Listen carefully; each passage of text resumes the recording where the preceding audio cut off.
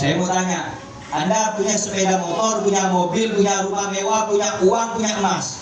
Kira-kira kalau nggak dijaga, kira-kira dicolong orang apa enggak? Dicolong, dicuri orang. Tapi kalau ilmu, Anda baca wirid, Anda baca hizib, Anda baca zikir, ilmu itu yang menjaga Anda. Menjaga dari apa? Dari sihir, dari ain, dari taun, dari semua penyakit-penyakit yang dapat mengganggu kesehatan jasmani dan rohani. Itu bukti. Yang kedua, ilmu menjadi penjaga kita dari apa? Dari yang haram. Oh, judi tidak boleh, slot tidak boleh, nyabuk tidak boleh. Jadi ilmu menjaga kita supaya menjadi orang lebih baik.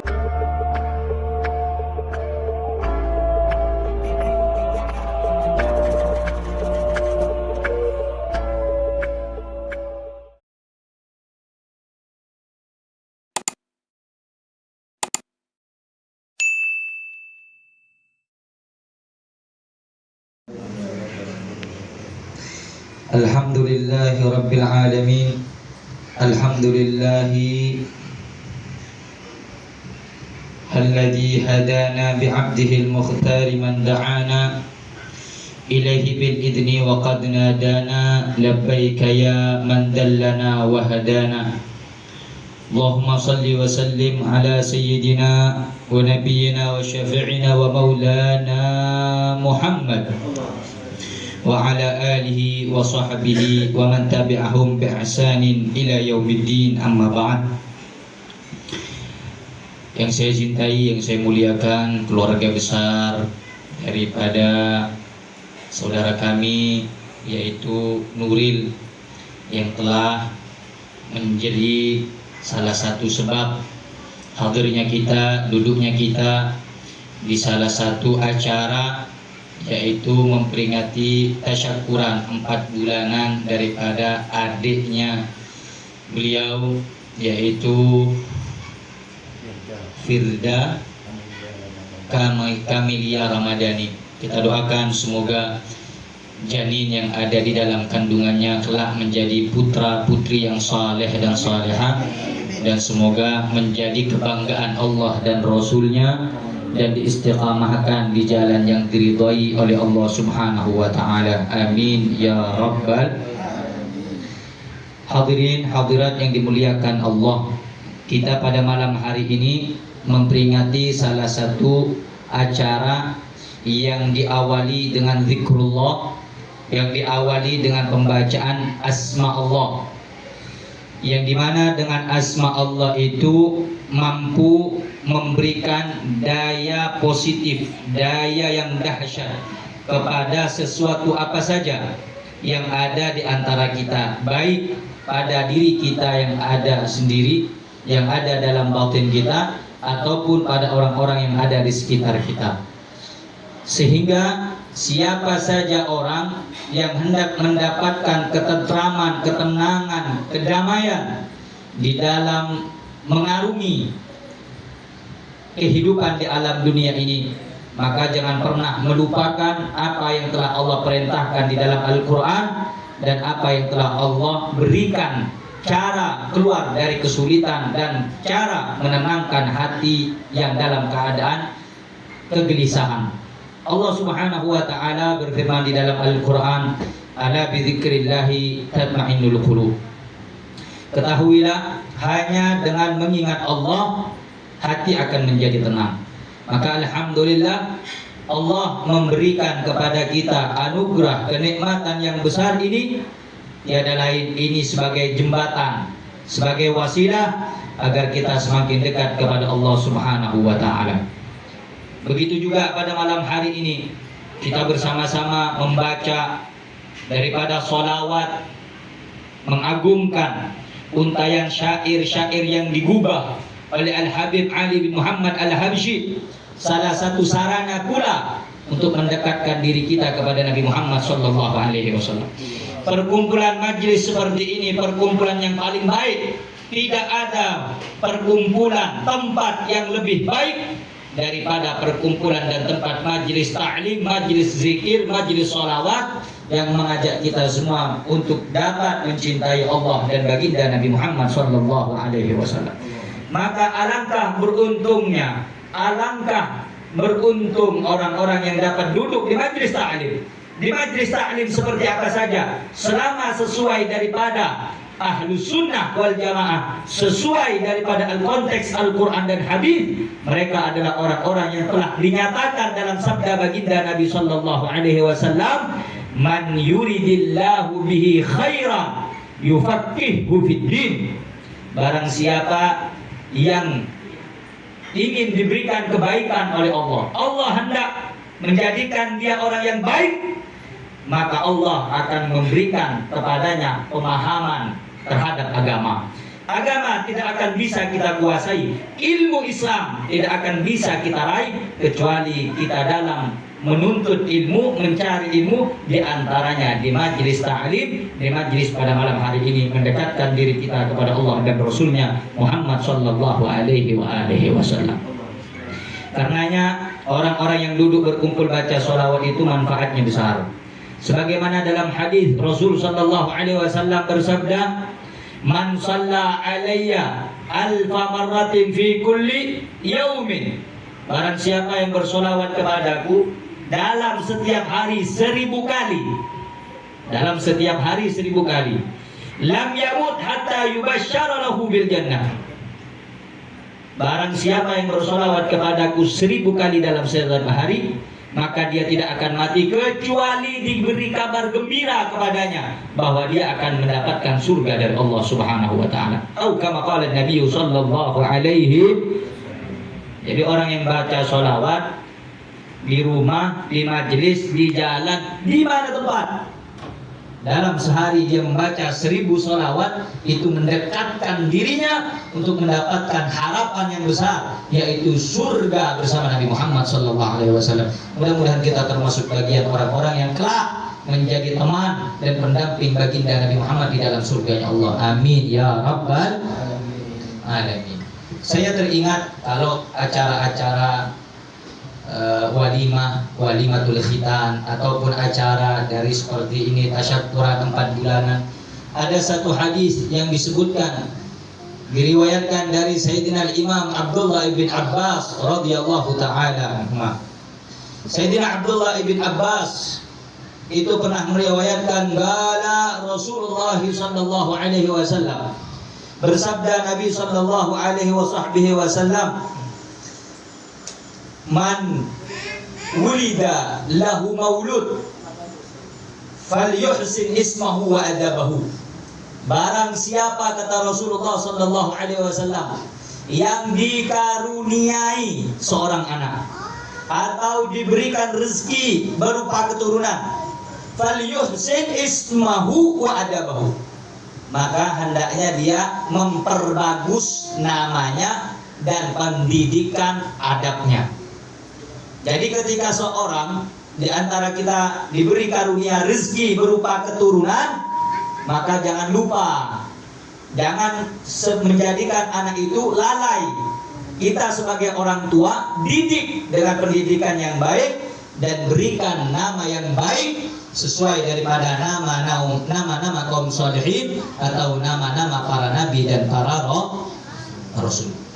Karena tidak jarang zaman sekarang orang menamakan putra-putrinya tidak sesuai nama-nama Islam, tidak sesuai nama-nama yang berkaitan dengan keagungan Allah dan keagungan Rasulnya, sehingga bukan keberkahan yang mereka dapatkan, justru yang mereka dapatkan semakin jauh dan semakin jauh daripada pendidikan Nabi Muhammad SAW.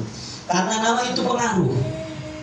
Kalau laki-laki, nama yang bagus itu kata Rasulullah yang diawali Abdul, Abdullah, Abdul Rahman, Abdul Rauf, Abdul Rahim, Abdul Jabbar, Abdul Qahhar, Abdul Samad, Abdul Salam, dan lain namanya. Atau nama yang diawali Muhammad, Muhammad Ghazali, Muhammad Rifai, atau Ahmad, seperti Muhammad Syafi'i. Beliau namanya aslinya Muhammad bin Idris Asy-Syafi'i. Beliau punya kakek namanya Syafi'i, maka dijadikan gelar kepada beliau Muhammad Syafi'i. Dikenal oleh kita pengikut madhab Syafi'i mayoritas di Indonesia Al-Imam Syafi'i. Nama aslinya Muhammad.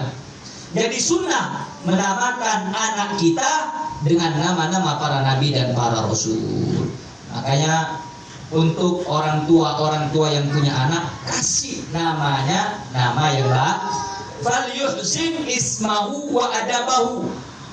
Maka hendaknya dia memperbaiki atau memperbagus nama dan juga cara mendidiknya.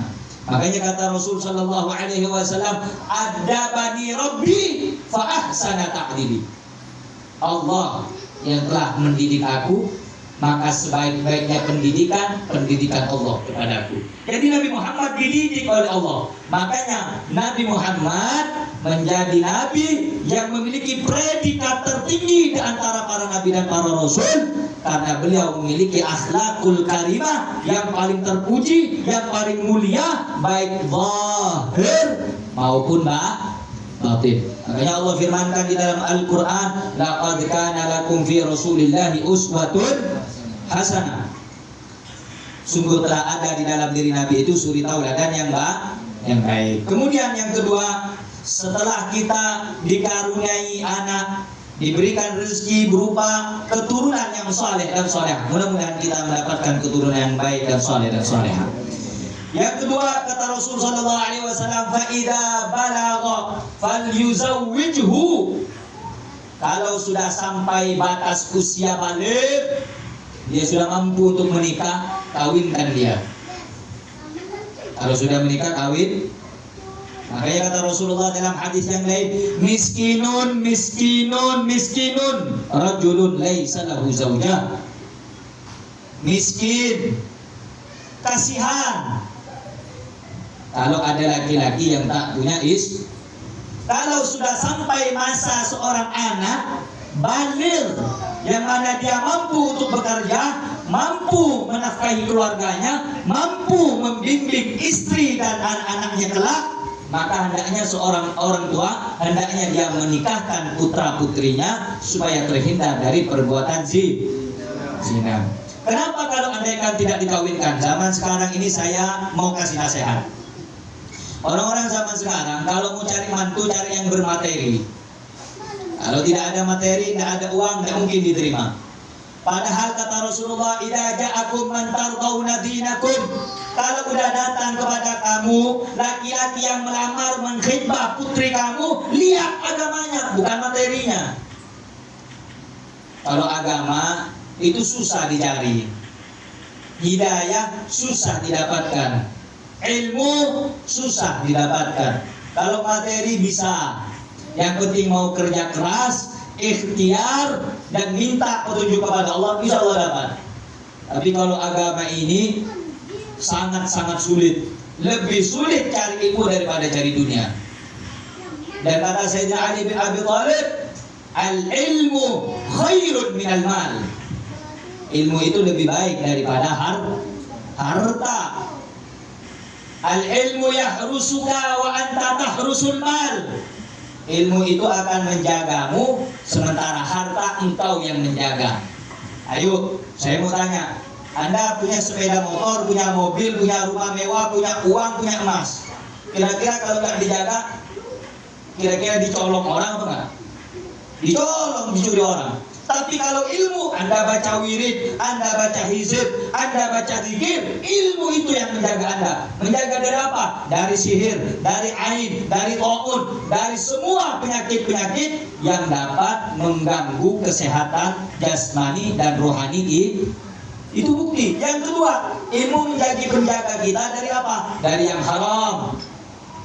Oh, judi tidak boleh, slot tidak boleh, nyabuk tidak boleh. Jadi ilmu menjaga kita supaya menjadi orang lebih baik. Nah karena itu bagi orang tua zaman sekarang, karir dulu baru menikah. Padahal orang kalau sudah menikah, karirnya akan ikut dengan sendirinya. Yang penting dia mau bersama-sama membangun rumah tangganya dengan dasar takwa kepada Allah Subhanahu wa ta'ala. Allah sudah berjanji. Yang tidak yakin di kita, yang tidak yakin di Allah sudah janji dalam Al-Quran, wa may yattaqillaha yaj'al lahu makhraja.